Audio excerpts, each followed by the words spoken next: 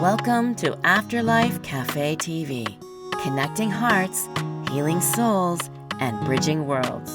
I'm your host, Helen Peacock, and this is your sacred grounds, a warm, welcoming space where you're invited to take a seat, exhale, and just be.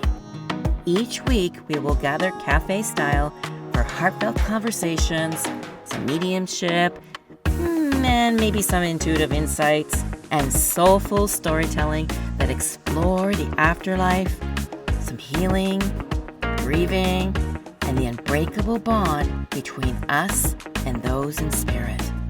Here, laughter and tears are both welcome. Love transcends time, and spirit meets us in the most human of ways. So if you're seeking comfort, connection, or a deeper trust in your own inner knowing, you're in the right place. So pour yourself something warm and let's begin. Welcome, beautiful souls. If you're new here, welcome. And if you're returning, just welcome back. And I'm super stoked with my guest today. And I'm going to start off very quickly because I know I only have 30 minutes. And this is going to be quite the story that I want my audience to listen to. And that's, if you're not familiar, I had watched a video very quickly on social media, and my beautiful friend Lindsay, I'll introduce you in just a sec, Lindsay, and she posted this video, and it was like video recording a Luna Moth outside her window, and I did not know what that was. And when I first saw this, I was like, oh my God, that looks like a fairy, like beautiful, beautiful fairy. Anyhow, I had to Google it, or what did I do? No, I chat GPT it to find out what's the meaning, because that's just what I do. I like to research things. And when I found the meaning behind the Luna Moth, I had to send it to Lindsay. And of course, it made total sense to her, the timing of it, the serendipity, the synchronicity. And so we started chatting, and I'm like, oh my God, girl, you need to come on my show and share your story. So guess who's here? Lindsay Vandenherk. Thank you for being here. Thank you so much for having me. That interaction on social media, it was just like your interest in the Luna Moth matched mine at that time. And when you sent me the write-up, I was like, oh my gosh. So then I had to share my story with you. And when you invited me to come on, I'm like, okay, there's more to share. So thank you for the opportunity to come and chat about the Luna Moth. Well, the funny thing is that it still continued, because you're like, and it came back the second night, and then it came back the third night. And then was it 4 nights? It was 4 nights with 1 night off and then a 5th appearance, and then it was gone. So what do you think that 5th appearance may have meant? Oh, good question. It was so quick. The other visits from her were like, they felt really intentional. They felt like she was coming with a message for me. And then the 5th night, when she came back, because there was a day off, it was almost like she just knocked on the window and was like, hey, see ya. Thanks for that experience. So, yeah. To go into the Luna Moth, the first day that it came, I heard this knocking at my office window, and I was like, "What is that?" So I went out, and it was like I'd never seen anything like it before. It was like a cross between a bat, a hummingbird, a magical forest fairy. It was green with beautiful wings. It was big with a amazing big furry belly. I was like, "Oh my gosh!" But I kind of got a little like freaked out. I was like, "Ah, something trying to get in the house." I turned off the light and I like let it go away. And I was like, weird, what was that? And I did a little bit of Googling. I tried to describe it, and I discovered it was a Luna Moth. And I was like, okay, I did a little bit of research.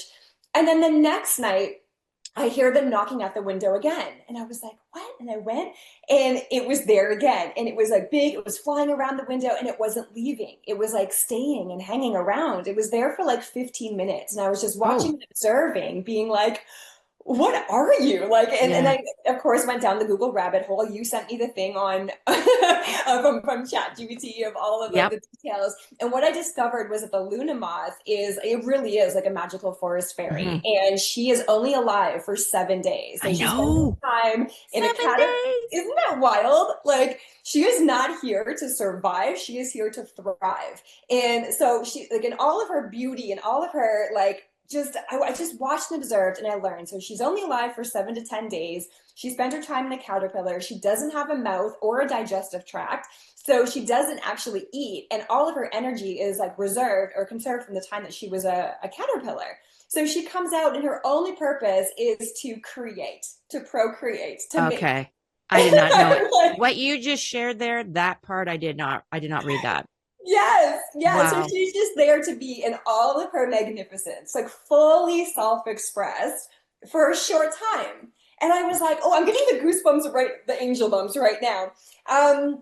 Even just as I share this again, it's like there's so much messaging in that for me, especially at the phase and where I am right Hmm. now in my And life. this is why you're here because I This want you is to share the story. Okay, go, go, go. like I have full body bumps like again right now. It's so great.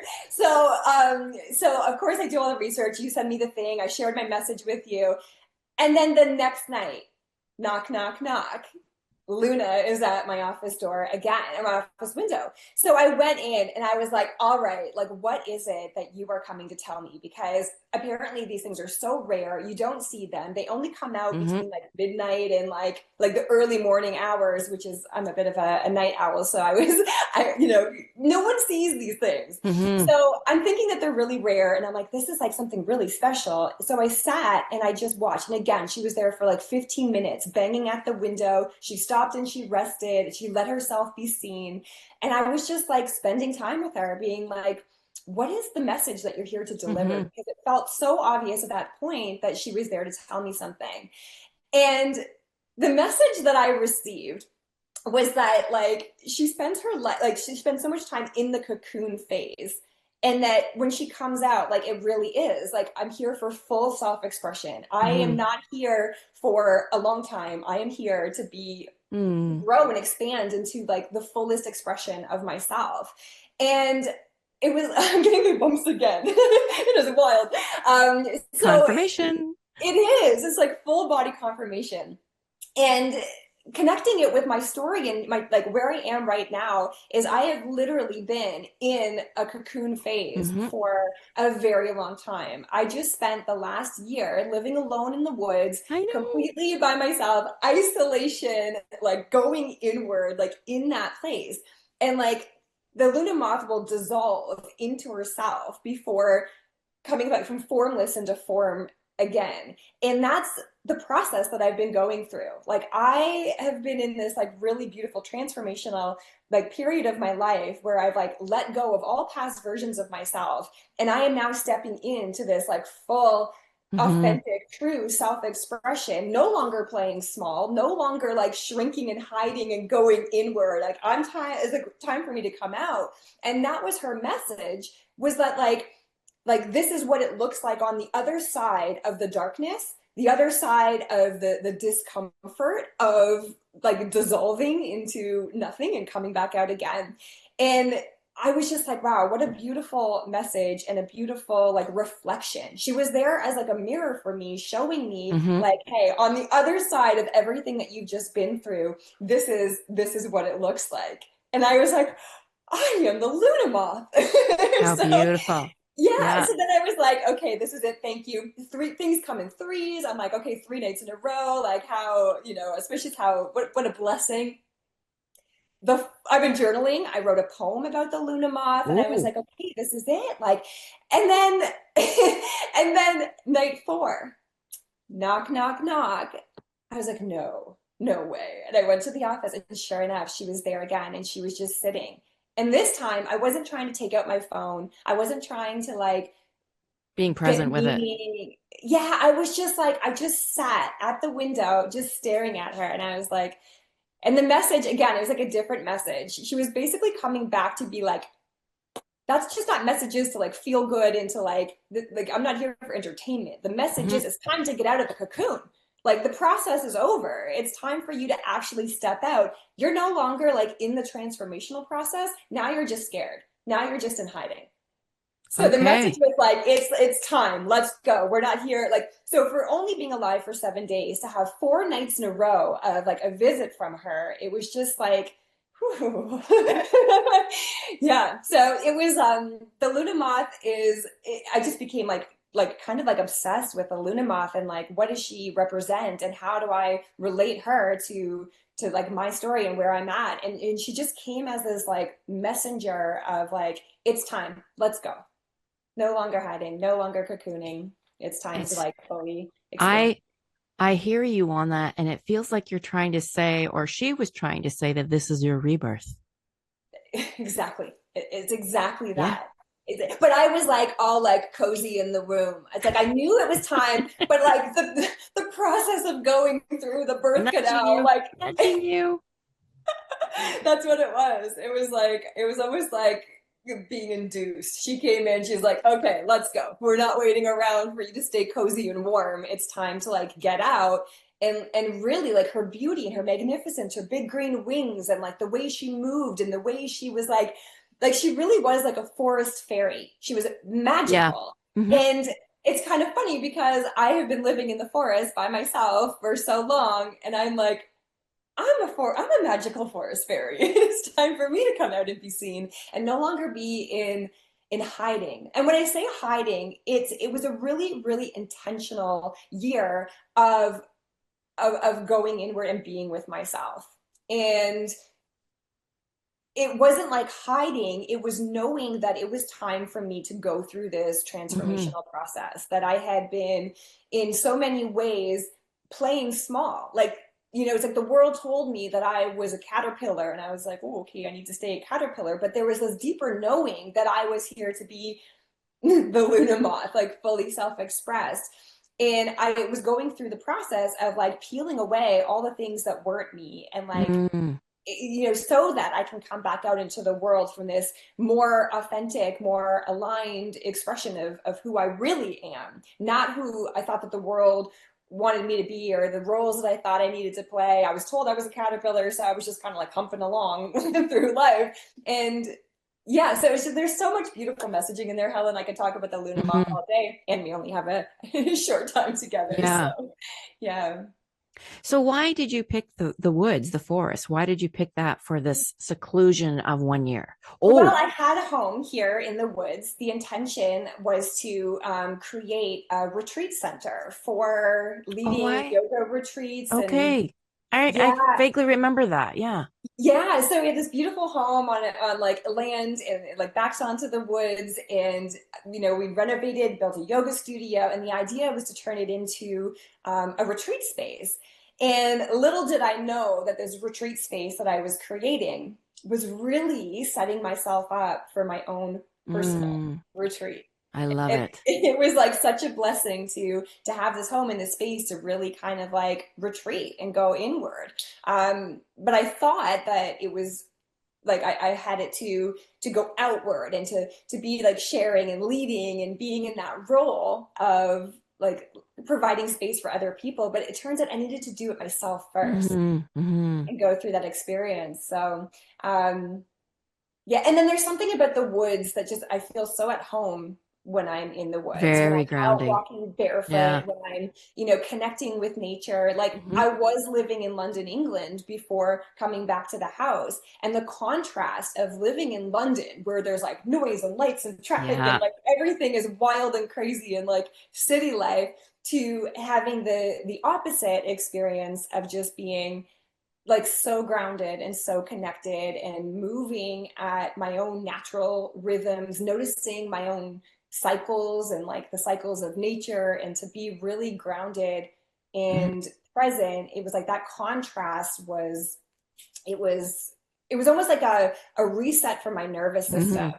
and this like sacred pause that I was taking from life and just kind of coming back to like what really like I want to say what really matters, but yes, what really matters is like we're not here to be busy and like, you know, constantly like on and pretending that we're certain things. Like we're here to like really discover who we are and why we're here and expand into the fullest expression of who we are. Mhm. And I wasn't able to do that when I was getting pulled by all the distractions and the noise and like the constantly feeling like I needed to be or present myself in a certain way. It was like I needed to like actually come home to myself. So I came home and came home to myself. That's beautiful. I love that. And what would you say did you find it easy or difficult being alone? Oh my gosh, it was the most challenging year of my life and the most beautiful. Mm, Two truths, like things can be true at the same time. So in so many ways, I mean, like when I moved back from London, I wasn't really working. I haven't had a like an income. I wasn't like outward doing things. hmm. I was like I was here and I didn't have a vehicle. I wasn't working. I wasn't seeing anybody. I really was like isolated here. And so the challenges of that were that, like, I'm chopping wood, I'm shoveling the driveway, I'm doing everything, I'm fixing things in the house. When I needed groceries, I had to like call my parents and be like, hey, can you take me to the grocery store? So in that challenge was such a beautiful gift because when you're met with these kind of like, challenges, the creativity that comes online. I got so resourceful. I got Mm, so creative in the way that I did things, the way that I cooked my food, my relationship to food changed. I started fixing things and creating things versus buying things. So my relationship to money, to my relationship to everything changed, and I learned how capable I actually am and how resourceful and how creative I can be and how much joy that brought me to be like in this place of creativity and creation and being like, okay, I am where I am, and I can hmm. be in fear or I can be in full trust that I'm exactly where I'm meant to be and use the opportunity for growth and for expansion and for learning and discovering who I am on deeper levels when I'm met with these challenges and obstacles. So such a gift and such a blessing. And like I am so over chopping wood and like doing all of these Your like time is up. yeah, yeah. Mhm. What did your friends and family think about you doing this? Because you did it for one They full year, yes? Yeah, it was one full year, and I was coming up to my 40th birthday, Ooh. and I knew that I knew it for a long time. Something was brewing. I'm like, I am not fully living in alignment. I knew that I was playing small. I knew that there were other things that I wanted to do and ways I wanted to express, and so when I was coming up to my 40th year, it was like the pain and discomfort of living in a shell that was too small for me. It Mm. became too much. And it was like I knew that I needed to like burst out. Like I was feeling tension in my body. I was feeling tight. I was feeling constricted. And no matter how many freaking yoga shapes that I made, I wasn't opening up my body. I was so tight because I was squashing myself. So Yeah. when my friends and family, like I came back and it was all about like liberation. I like came back to the house, I shaved my head, I ended my relationship, I came back and I was like, I'm just gonna live alone in the woods. So my parents looked at me like I had 10 bald heads, not just one. And there's a lot of like questioning of like, what are you doing? Like you are a 40-year-old woman, like get your shit together. Like you can't just live in the woods and like walk barefoot and bang your drum and color pictures and create art. Like I you have admire work. you for that. I so do. Like, that's so brave of you to do. Seriously. It was not only like the thank you, it wasn't just the bravery of doing something like different than other people were doing or than what's expected of me, but it Yeah. was like standing in that knowingness of who I am and what I'm here to do and learning to trust my own intuition versus the noises from other people or the opinions or the thoughts about what I should be doing and where I should be in my life by this time. Hmm. So it was like at 40 to be like, not married, without children, single, not working, no career, no money. All of that looks like I'm failing on paper when I've never felt more connected. I've never felt more rich and abundant because it's like coherence and alignment. It's me knowing who I am and knowing that money doesn't define me. My current situation doesn't mean Hmm. anything about who I am. It has been the most like powerful and most sacred reset, like a recalibration that like it's been amazing and really freaking hard. But it shows, like, even your energy. Like, I'm like picking up off your energy, unless we're just doing it back and forth here. But you're glowing, Lindsay. You're absolutely glowing. And so my next question is what, okay, so you did this whole year. Again, I think it's courageous what you did. I envy you for doing it. There's a part of me that would love to try and do that myself. You know, the longest I've ever done, I did a silent retreat for 11 days. And that was like, we weren't allowed to read, like no books, no phones, no journals, no pens, nothing. It was just you and being silent and eating good food. And you weren't allowed to talk to anyone.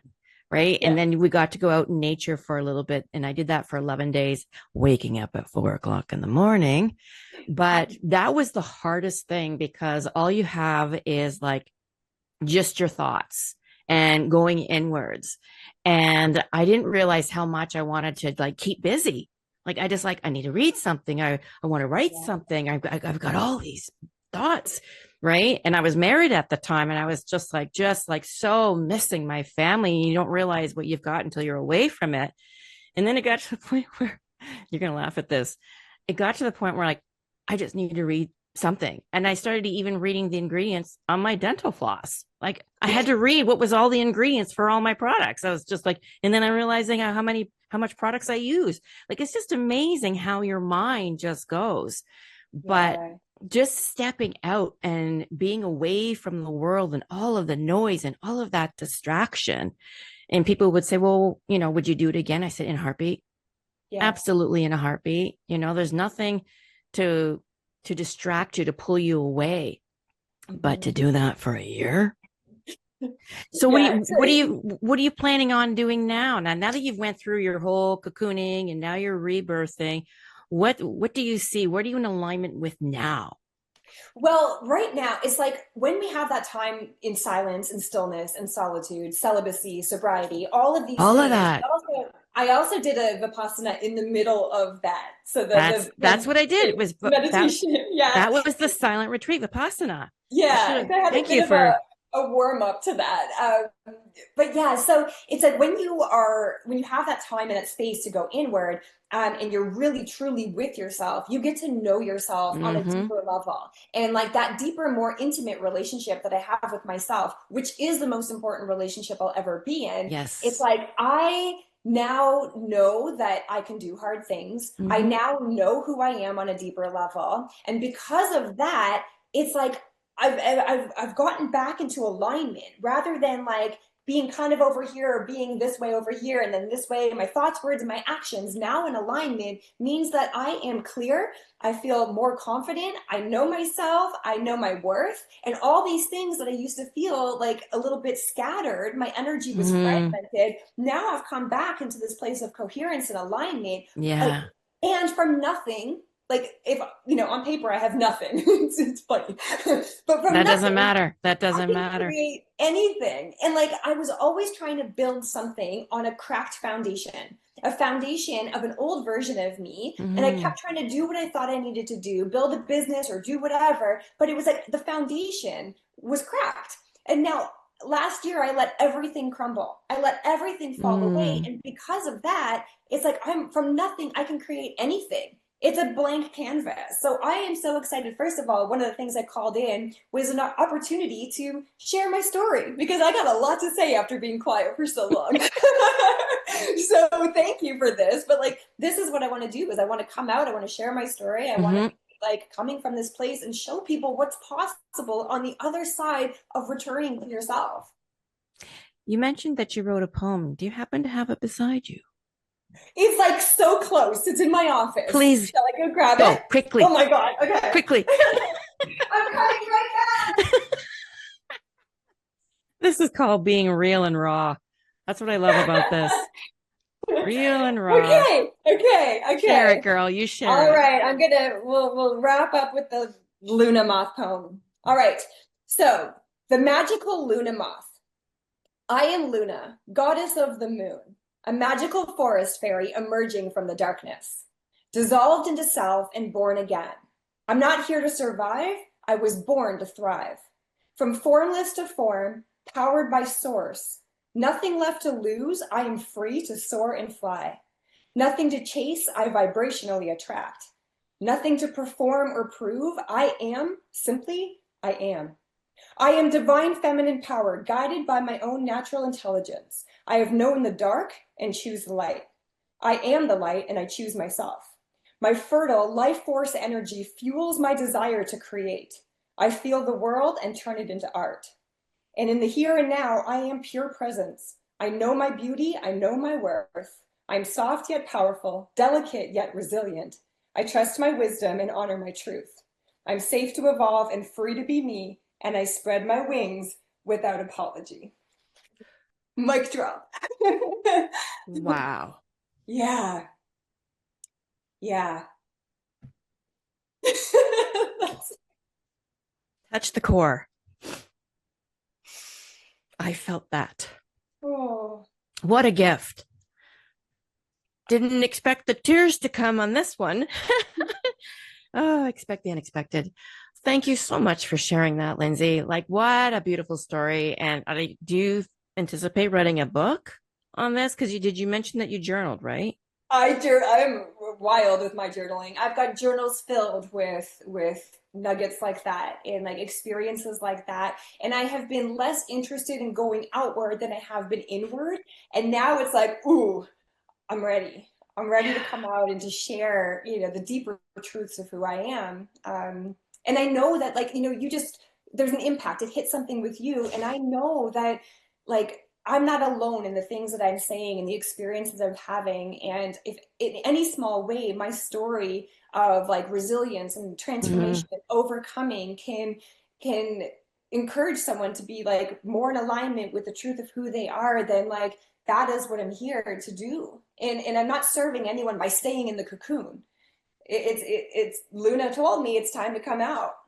So here I am. Do you think you'll ever get another visit from another one? I don't need another one. Oh, yeah. I don't need another You one. don't need another one. How No. beautiful is that? Yeah. Hmm. Well, I have to say this is probably one of my favorite podcasts. I do. I have to say that.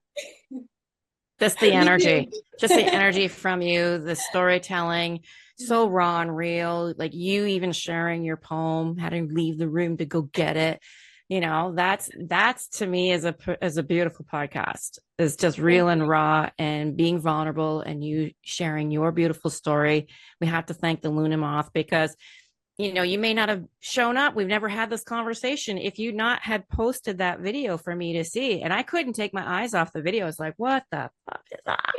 Right. I was like, and then I was so intrigued that I had to, ask chat. And I was just thinking, and then it hit me. It's like, oh, maybe she would like to share her story. Right. Yeah. Yeah. And I also like just been like from the message it's saying it's time to come out and share your story. It's time to come out. But Yeah. you're like, oh hey, do you want to come? I was like, wow, things work fast. Yeah. And Yeah. I want to share very quickly with my audience is, how Lindsay and I met is actually through a mutual friend of ours, Lydia, and introducing me to you to do one of my first yoga retreats in Costa Rica. And like, what a beautiful human, beautiful teacher, everything that you did. It's a trip I'll never, ever forget. Do you think you'll ever do any more retreats at all I think down so. the road? I think so. They're not Because you going to got a be the fan big over one. here. Got a fan over here. Maybe we could talk about a collaboration. Yes. Ooh, I'm all over that, girlfriend. I'm all Okay. over that. Have I'm your all people about tell my retreats. people. I'm all about retreats. So I'll get my guides to talk to your guides. Well, Thank you so Lindsay, much, Helen. again, I thoroughly love you. I thoroughly love this show. I can't wait for this to be aired. Truly, I just can't wait for it to air. So thank you again, Lindsay. I wish Thank you all the you. best and happy Luna. Thank you. Okay, blessings to you, my friend. Take care. Bye. Bye bye. I want to thank you for tuning in to Afterlife Café TV, connecting hearts, healing souls, and bridging worlds. I'm Helen Peacock, and I am so grateful, yes, it makes my heart sing, that you chose to spend this time here with me. So to continue the connection, I do invite you to tune in to the Transformation Talk Radio every Tuesday at 11 a.m. for new episodes. And you can also visit my website at helenpeacock.ca to find out more about my sessions, group readings, yes, even Zoom group readings, and perhaps some events I may be holding. And also, there will be a course on your psychic development, mediumship development, if you're interested in that. And just know that there are more ways to gather in our Sacred Grounds community, where you can also, again, find me at helenpeacock.ca. So, if this episode touched your heart, please like, share, and subscribe. It does help the space reach others who may need it too. So until next time, trust the signs, stay curious, and remember, love never ends. It's just different.